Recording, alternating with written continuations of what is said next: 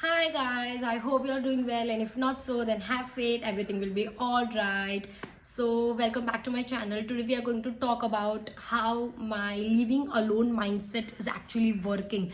So, when I was in school, I have done up down from a whole school. Okay, હું સવારે school જતી હતી અને સાંજે ઘરે આવતી and then tuitions and then again home.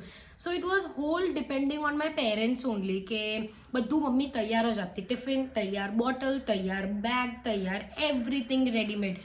મેં કોઈ દિવસ ઘરે મારી પાણીની બોટલ બી જાતે નથી ભરી. એન્ડ કોલેજ બી મેં કર્યું તો કોલેજ મારું 6 યર્સનો કોર્સ છે, તો ફોર 6 યર્સ ઓલ્સો મેં અપડાઉન કર્યું છે, જે હવે લાસ્ટ યર મારું છે. For this, I have shifted to another city for my internship purpose. Okay, તો હવે લાસ્ટ યરમાં આવીને my whole life, my whole mindset is actually changed. And how is it this going? How am I managing it? How my right now mindset is working? We are going to discuss in this video. I really want to share this because if તમે પણ એવી રીતે અલગ રહેતા હશો કે એવું plan કરતા હશો કે હવે આપણે અલગ રહેવાનું છે, તો you need two here this કે તમે કેવા આખા ચેન્જ થઈ જશો. એક એવો ફેઝ આવે where you need to stay with your parents also, and એક એવો ફેઝ આવશે કે where you need to leave that or you need to leave your comfort zone and come out of it and then learn what actually the life is. પેલું કહે ને કે દુનિયાદારી તમે બહાર નીકળશો તો શીખશો. ભાઈ, it is like that. So let's start. I would like to first start કે હવે હું બધા ડિસિઝન્સ જાતે લઉં છું. પહેલાં તો કેવું હતું કે જરાક હા એવું હોય, I usually call my mom for big decisions anything. હું હજી બી એવું નથી કરતી કે કંઈ જ નહીં કરું, કે હું મારા પેરેન્ટ્સને ઇન્ફોર્મ નહીં કરીશ. No, I am still obedient girl કે હું કંઈ બી હશે તો I call my mom. I every day have an hour talk with my mom because I need to share everything કે શું શું ચાલે છે અને શું શું થાય છે, રાઈટ. સો એવી રીતે પણ મેક્સિમમ ડિસિઝન્સ જાતે લેવાના. પ્લમ્બર, ઇલેક્ટ્રિશિયન્સ, એ લોકોને પણ મારે કોલ કરીને બોલાવવું પડે છે કંઈ બી આમ તેમ હોય તો, કે ભાઈ પાણી જતું રહ્યું કાં તો નળ નથી સરખો ચાલતો, તો I need two contact them, I need to call them and all that also. હવે એ બી હું જાતે કરું છું. ધ મેઇન થિંગ ઇઝ ભાઈ બજેટ. હું જ્યારે ઘરે હતી ત્યારે કંઈ એવું બજેટનો કોઈ પ્રોબ્લેમ જ નહીં હતો કે કંઈ બી હોય મમ્મા આટલા. ઇનફેક્ટ માંગવા કરતાં પહેલાં મોમ નોઝ કે કૃષ્ણાને આટલા જોઈશે. હવે તો બજેટ જે રીતે સાચવવાનું છે, હવે કંઈ ઘરની જેમ કબર્ડ્સ કે તિજોરી નથી કે તમને અનલિમિટેડ છે or you have everything. Okay, now I have two fix everything કે જો હું આટલું વાપરું છું તો હું આટલું એ કરીશ.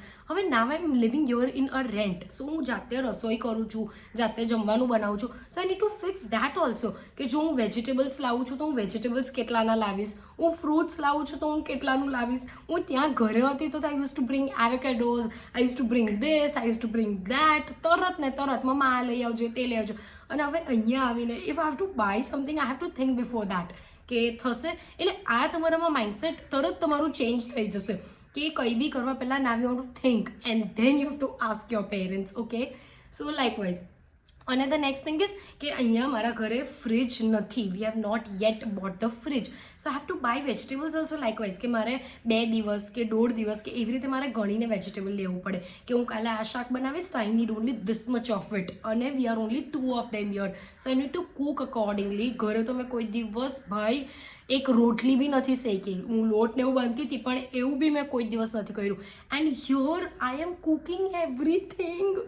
હું શાક બનાવું છું, રોટલી બનાવું છું, sandwiches and everything. Can you imagine? Dosa ને બધું. સો અહીંયા આવીને આટલા જ ટાઈમમાં I change myself a lot. સ્ટાર્ટિંગમાં તો એકદમ જ એવું હતું કે મને નથી ગમતું, it is not happening, I used to cry, I was not feeling well, I was getting sick again and again. But yeah, I stayed strong and I matched all this energies and yes, I did it everything. So હવે હું એવું આવું છું મારી પાછી back એનર્જીઝમાં કે હું પહેલાં જે હતી કે I used to go on photoshoots, I used to go to roam around. હવે હું એવી રીતે બધું મેનેજ કરીને કરી શકું છું. ઓકે, સો એવી રીતે પણ મારું માઇન્ડસેટ ચેન્જ થયું છે. બીજું, priorities are changed, my hobbies are changed, and spending money is also changed.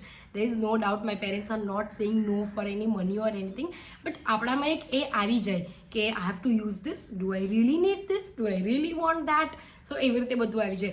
તમારા ઘરમાં તમને શું ઘટે છે લેવા જવાનું, સ્કોચ બ્રાઇટ લેવા જવાનું, એ બધું એક નાની નાની વસ્તુ also you need to clean your house, you need to clean the corners, you need to clean the cabinets and everything.